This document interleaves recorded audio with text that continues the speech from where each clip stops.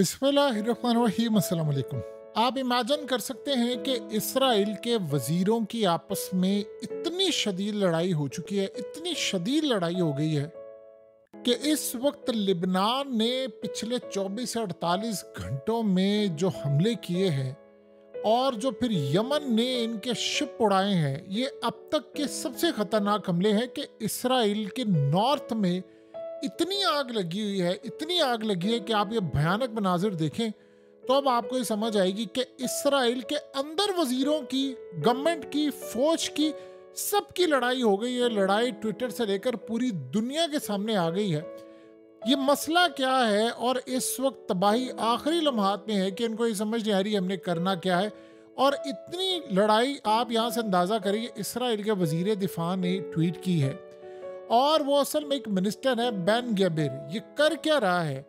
आपको पता है कि ये शख्स जाता है सेटलर्स को, यानी लोगों को ले जाकर ये मुसलमानों की मुकद्दस मस्जिद के बाहर जाता है और कहता है वहाँ घुसो, वहाँ पर जाकर उसको तबाह करो, फलाना करो, ये करो, वो करो, वहाँ पर अपनी इबादत करो। और वहाँ पर वो तबाही लेकर आ रहा है कि इसराइल के, यानी आप इमेजिन करें, शिन बैत के डायरेक्टर, आपकी स्क्रीन पर जो जनाब आ रहे हैं, ये उनकी एजेंसी के डायरेक्टर है। इन्होंने नेतन्याहू को कहा है ये जो हरकत कर रहा है वजीर, उसके बाद मुझे खदशा ये है कि हम इसराइल को नहीं बचा सकते। इतनी तबाही आएगी, इतनी तबाही आएगी कि हमारे हाथ से सब कुछ निकल जाएगा और 2 अरब मुसलमान हम पर चढ़ दौड़ेंगे और उतनी तबाही हमारी करेंगे कि हो सकता है कि चाइना, रूस और सारी ताकतें मिल जाए और हम अपना मुल्क ही खो दें। अब ये वजीर दिफा ने ट्वीट करके उसने ये कहा है कि ये जो घटिया हरकत कर रहा है, इससे पूरे इंटरनल डिवीजन हो गई है, पूरी कौम तकसीम हो चुकी है। और उसने कहा है कि इस सारी सूरत हाल के अंदर जो हमारे यानी चीफ हैं और ये तमाम चीज़ें, वो अपनी ड्यूटियां अंजाम नहीं दे पा रहे और इस सूरत हाल में इसके जो हरकत है उसके कॉन्सिक्वेंसेस हैं। अब वो ये कह रहा है कि जो लाकर मुसलमानों की, यानी ये मस्जिद को तबाह करना चाह रहा है। नीचे वो आगे से उस ट्वीट का जवाब देता है और वो कहता है कि तुमने तो कहा था कि लिबनान को पत्थरों के दौर में पहुंचा दोगे और तुम्हारी औकात ये है, यानी तुमने जो हरकत की है, तुम तो नॉर्थ को पत्थरों के दौर में पहुंचा रही है। नॉर्थ असल में इसराइल की नॉर्दर्न साइड को कह रहा है, जहां की आप देख सकते हैं किस तरह तबाही हुई है, बर्बादी हुई है। उसने कहा मुझ पर ट्विटर पर आकर हमला करने की बजाय जाकर हिजबुल्लाह को लिबनान में मारो। और ये इस वक्त की करंट और मौजूदा सूरत हाल है। असल में मामला ये है, इतनी डिवीजन इसराइल की तारीख में कभी नहीं हुई मिनिस्टर्स की। देखिए, आधे मिनिस्टर्स उनके कह रहे हैं कि इस जंग को बंद करें, आर्मी चीफ भी कह रहा है जंग को बंद करें, वजीर दिफा भी चाह रहा है जंग को बंद करें।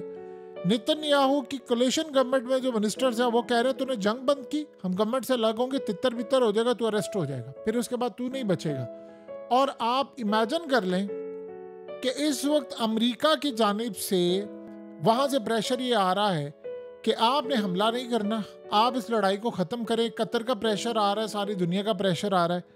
मसला सारा ये है कि नेतन्याहू न्यूक्लियर जंग चाह रहा है। जो सबसे अहम बात है, वो चाह रहा है कि किसी तरह कोई एटमी जंग छिड़ जाए, ईरान हमला कर दे, हम हमला करके इसके बाद इनको जवाब दें और उस हमले के दौरान एक मिसाइल इनकी मुकद्दस जगह पर लग जाए, यानी हम ही बेशक मार दें, नाम हम ईरान का लगा दें।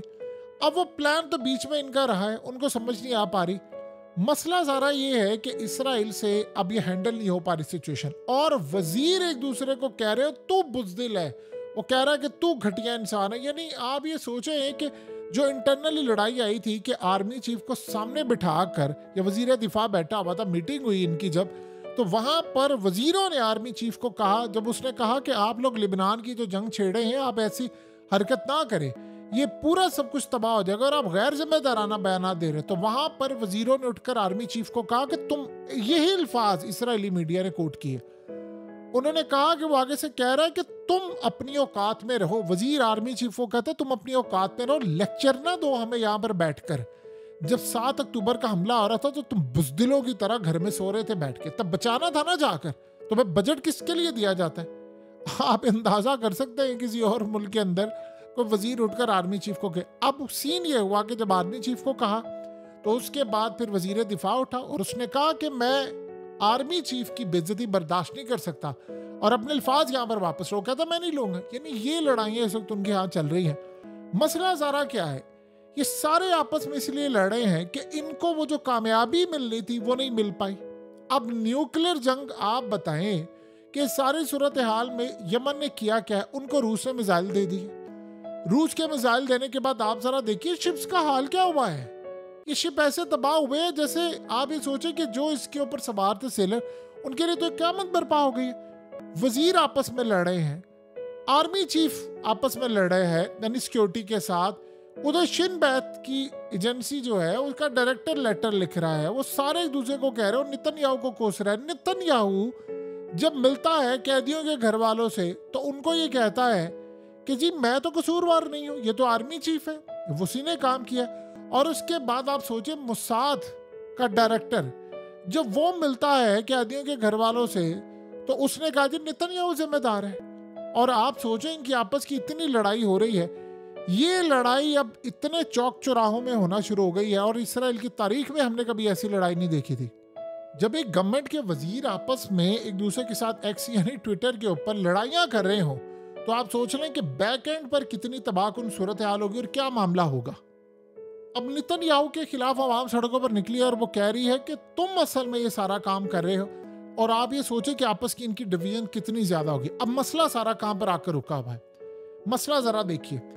ईरान की वजह से इन्होंने अपने मुल्क में हाई अलर्ट कर दिया और वहां पर लोगों को कहा आपने राशन रखना है। अब 1 अगस्त से लेकर आप अंदाजा कर लें कि इस वक्त दुनिया के अंदर जो हालात पैदा हो रहे हैं वो तबाही कितनी ज्यादा हो गई है कि महंगाई का आप अंदाजा लगा सकते हैं कि किस लेवल पर चल।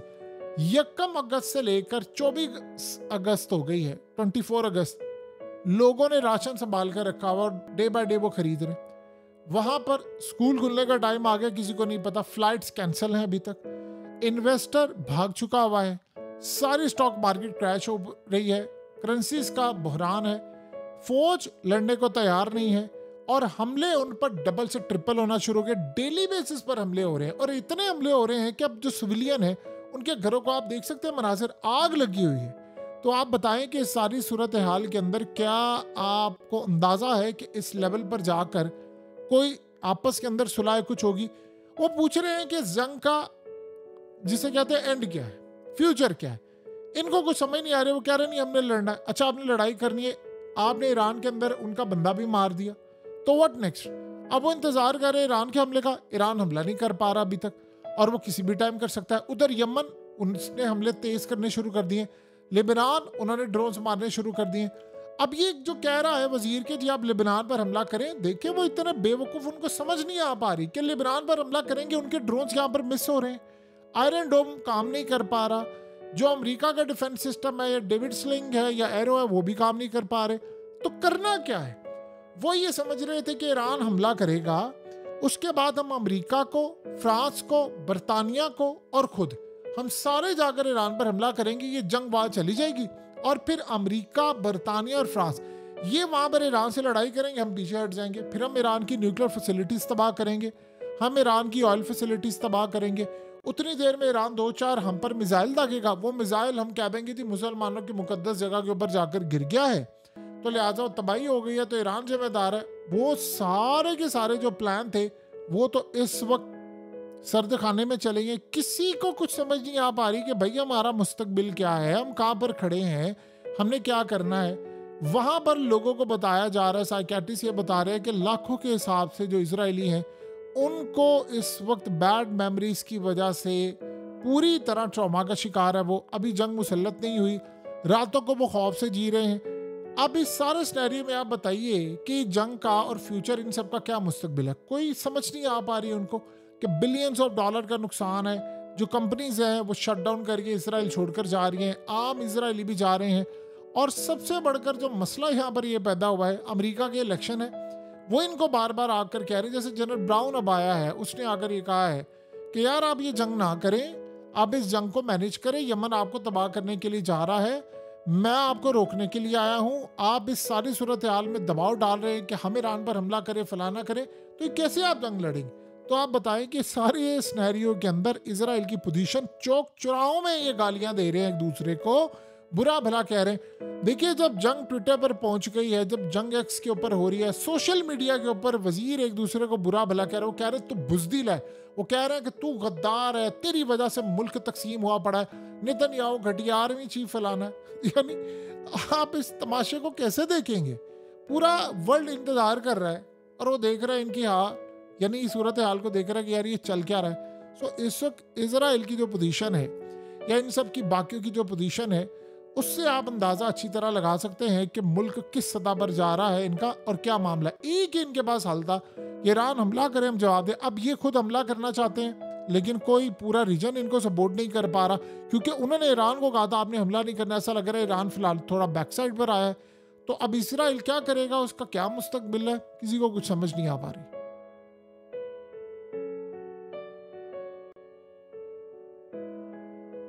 हकीकत टीवी को सब्सक्राइब करना मत भूलें, वीडियो को लाइक करें, शेयर करें और कमेंट सेक्शन में अपनी राय का इजहार ज़रूर करें।